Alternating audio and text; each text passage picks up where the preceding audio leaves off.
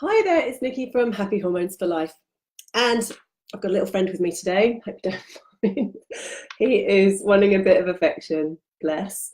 So today I want to talk about IBS, but also particularly the connection with stress, because this is a really big factor in digestive issues. And I'll get out of the way.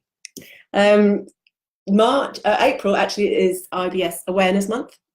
So it's a really good time to talk about this, and it's actually really not talked about enough in the medical community or really outside of that, because really, we don't really be talking about digestive issues and poo, and it's just one of those things we don't get to talk about very often. It's not really open. So today I want to talk about particularly the stress connection with IBS. So we know now that our gut and our brain are inextricably linked. In fact, they're calling the gut the second brain because it has such an impact on the body. It directs and controls a lot of things that we weren't really aware of before. And there's constant messaging between the brain and the gut. So if you've got stuff going on in the gut, the brain is going to be affected, and vice versa. So that's why stress and the gut are so interconnected.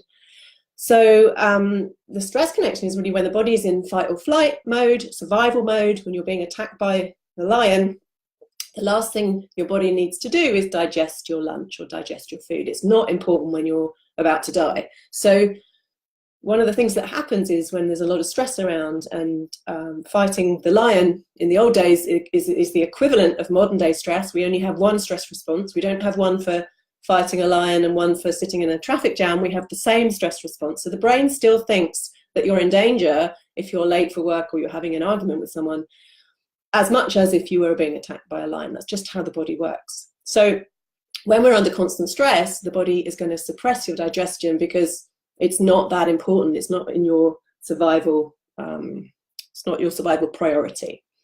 So when we've got a lot of cortisol running around, we know cortisol is our stress hormone. So when that's running around, trying to keep us getting through the day and keeping all these dangers at bay, all these lions that are attacking us, cortisol is there to keep us alive and keep us going. But what it does a few things that will have an impact on the gut. First of all, it reduces our secretion of acid, stomach acid, and enzymes that help to digest your food. So you get some undigested food going through. That is not helped by bolting down your food when you're stressed and busy. So we bolt down the food, and that equally, that's going to make everything worse because it's going to cause undigested foods to go through, and that can cause inflammation. And that's one of the things that cortisol does. It increases inflammation, and gut inflammation leads to all kinds of issues. Malabsorption of nutrients, which has an impact on everything, and then other GI issues as well. Now, what cortisol also will do is, over time, it will weaken your immune system. And we know your immune system lives in your gut. And it's going to make you more prone to infections and more inflammation. Cortisol also is going to break down that muscle of your gut wall, because cortisol is a catabolic hormone. It breaks things down, and that can cause what's called leaky gut, and that can lead to things like autoimmune conditions. And the last thing I wanted to mention was about cortisol is it really suppresses your thyroid as well. Now, your thyroid supplies energy to every system in the body, including your digestive system. So your gut can then get sluggish and lazy, and all kinds of issues can ensue from that. So what kind of stress are we talking about? I'm not talking about we're not always talking about the obvious stresses. So yes, we're busy and we've got stuff going on, but there are lots of different stresses that you may not be aware of. The first one is dietary stress. Okay, so we want to be looking for dietary stressors, and they are things like processed foods, sugar, and refined carbs, which can cause blood sugar imbalances, which is a stress on the body. And then you've got vegetable oils. When you heat them, that's a stress because they turn into trans fats.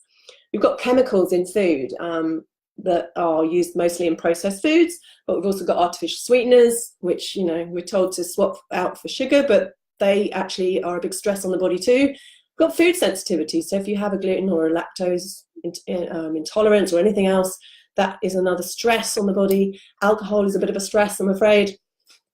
Can't get away from that one.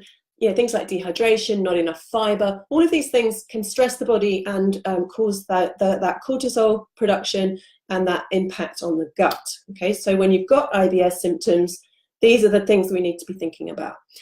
The other types of stress are emotional stress, obviously, anxiety, trauma, relationships, how you feel about yourself, your self-esteem, your confidence, and your emotions, anger, sadness, loneliness, lack of purpose. Those things are another stress on the body. Then you've got lifestyle stresses. So we've got busyness, technology, lack of sleep, being too sedentary, or even over-exercising is a stress. Smoking, obviously, and certain medications as well can be a real stress on the body. And then we've got things like chemical and environmental stresses, so pesticides and plastics and preservatives, additives, emulsifiers, colours, flavourings, all the things that we might be exposed to. Phthalates is another one in fragrance.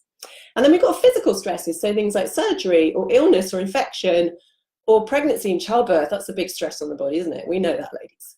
So there are lots of different stresses. So when we're talking about stress, we're not just talking about kind of lifestyle busyness. We're talking about things that you may not be aware of that are underlying, like an imbalance, and especially, going through perimenopause and menopause, any kind of hormone imbalance is another stress on the body. So aging is another stress, isn't it? So we've got lots of different stresses. What we want to try and do is to manage those stresses in those different categories so that it has the least impact on your gut and the rest of your symptoms as well, but today we're just talking about the IBS type symptoms and gut health. So what do we do about this? First thing to do is to manage your stress. So prioritize your sleep. I've got blogs on sleep.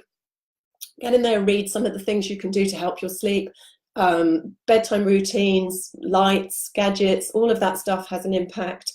Getting in control of your stress during the day, getting into a nice rhythm, getting to bed a bit earlier, all of those things really do help with sleep. Some supplements really help with sleep as well, just to get those calming neurotransmitters produced.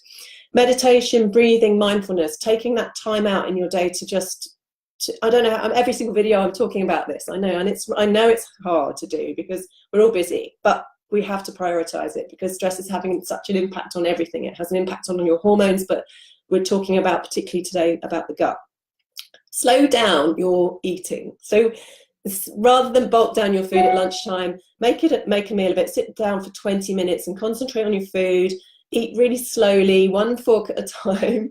Chewing is so underrated. It's so important. It's the first stage of digestion and it's telling the rest of your body that food's on the way, so to get ready. So it's really, really important to do that. And you really should be chewing as much as possible to allow that food in your mouth to go down as digested as possible, so as liquid as possible.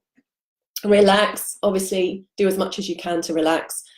Work on your emotions if you've had trauma in the past or you have self-esteem issues, go and get that sorted with a therapist. Really work on that because that is going to be an ongoing source of stress unless that's resolved.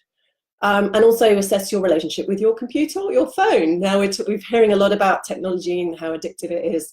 And, again, when we're switched on all the time, 24/7, and we're constantly looking at our phones or on our laptops at night, I mean, that has a big knock-on effect on our stimulating brain and our sleep as well. So the second thing to do is look at your diet. We want to be eating gut-friendly foods and taking those food stressors out of our diet so that we're eating foods that our gut really likes and that's not going to stress us out. So reducing sugar and refined carbs and processed foods. Obviously, that's obvious, and I know that can be hard, but the more you do that, the more your gut's going to love you and your choices. Limit the alcohol. Your alcohol has a big impact on your gut bacteria, and it kind of strips the layer of your gut lining as well, so it has a damaging effect. So limiting that. Getting as many diverse vegetables in as possible. Colours and diversity are your gut bacteria friends. They absolutely love everything, as much diversity as possible. Probiotic foods like live yogurts and kefir and kombucha, sauerkraut, all those lovely foods that are good for your bugs. So your gut bacteria, your good bacteria will eat those with abandon. Prebiotic foods as well, so things like cold cooked potatoes, green bananas, onions, leeks, garlic, really, really good foods for your good bacteria. Good fats, avoiding those vegetable oils, so we want to be looking at coconut oil and butter and animal fats and olive oil. Hydration, really important to keep hydrated and keep everything moving. And then lastly, so we've looked at stress, we've looked at diet, and lastly, really want to looking at minimizing those chemicals that are putting a stress on your body. So eating organic where you can, especially where you're eating the skins, reducing plastic, avoiding processed foods with all those chemicals and additives in, and then switching to natural products where you can. And now I know that's a big list to try and do, but if you can pick and choose what's right for you and just try one or two, if you haven't tried them before, then I'd love to know if that has a good impact on your gut. Now, if that doesn't fix things, you may need to dig a bit deeper, because we often have underlying infections, especially if you've had a course of antibiotics in the past, or who hasn't, or if you've picked up bugs, or even if you haven't, because sometimes you just don't know. So we do a lot of stool testing at the moment, and we do something called the GI map test, which is incredible. It's the best stool test I've ever come across. It's looking for any kind of microbial infections, parasites, bacteria, yeast, fungus, worms, all that kind of lovely stuff. It's looking for inflammatory markers, so we can see how inflamed your gut might be. It's looking for your enzyme status, so we can see how well you're digesting.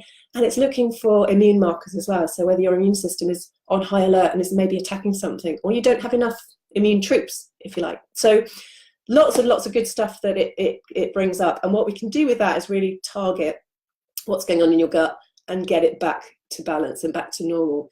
And, you know, I know a lot of people with IBS have been struggling with it for such a long time. I get clients who say to me, I've had IBS for 30 years, 40 years.